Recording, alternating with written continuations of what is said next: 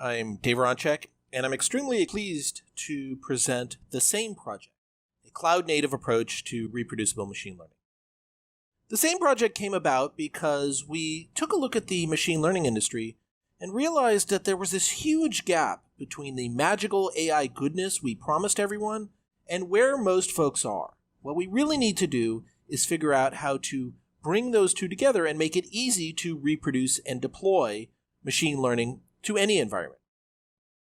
The way we solved this when it came to containers and Kubernetes was through the advent of something called cloud-native apps, where you had a way to describe a complex application in a really simple and straightforward way.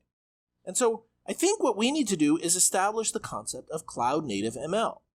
Now for me, this represents basically down to three key components. One, is your platform composable, so your data scientists can pick and choose whatever makes sense to them? Two, is it portable? Can it move from place to place and respond to configurations that each environment provides? And three, is it scalable? Can you scale processors, disk, resources necessary? Can you scale the number of experiments you run simultaneously or with other folks? And can you scale the number of teams and people actually collaborate? Now, Kubernetes is great at this for composability, portability, and scalability, but unfortunately, way too many of the abstractions end up leaking through, making it very complicated for data scientists to adopt something like cloud-native ML. So what we should do is introduce cloud-native ML for everyone. And that's the core of the SAME project, which stands for Self-Assembling Machine Learning Environments. The L is silent. With SAME, you start with a Kubernetes as your base layer, and then you declare on top of that your SAME manifest. And you can use that SAME manifest over and over again in your different environments, deploying just what you need to each environment and picking up any configuration settings by these different environments as necessary. This makes deployment and reproduction of machine learning pipelines much easier. So how might it work? And I do say might because we are very early in this overall process. By downloading a single binary and using that same manifest, you should be able to start from anywhere, your local laptop, a VM, or a cluster in the cloud, and deploy everything necessary, including services, pipeline, UI, and associated resources necessary to execute and reproduce that pipeline. But that's enough hand-waving. Let's get to a sample demo. First thing we're going to do is clone the existing repo with that information and the code inside it. After that, we will install Kubeflow using a single command, same init. After a few minutes, that installation is complete, running against our local machine, and we simply execute it using same program run. At this point, it deploys the pipeline and executes it according to the parameters in that file and anything we add to the command line.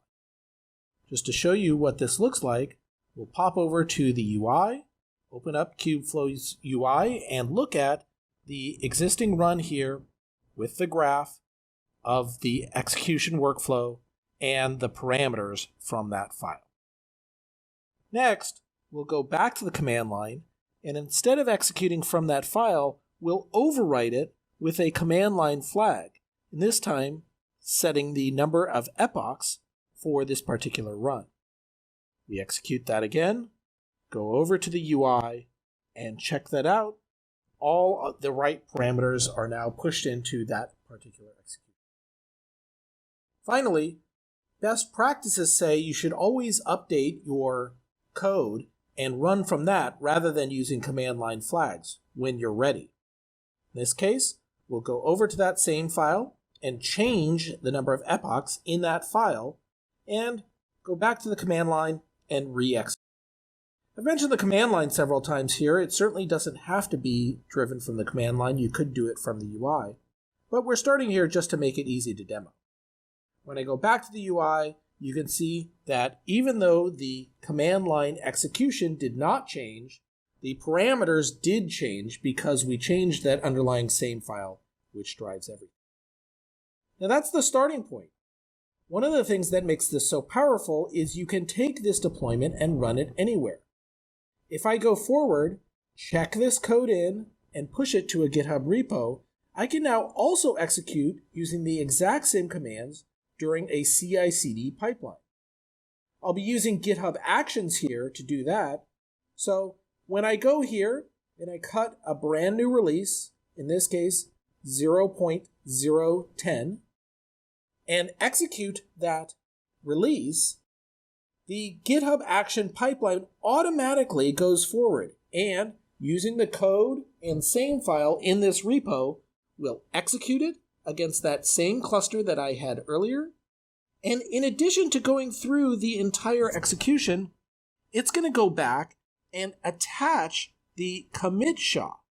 Now this is extremely powerful because this means that far into the future, if I want to go back and look at exactly what was used to generate this particular model, I'll be able to do it as long as this commit SHA is attached.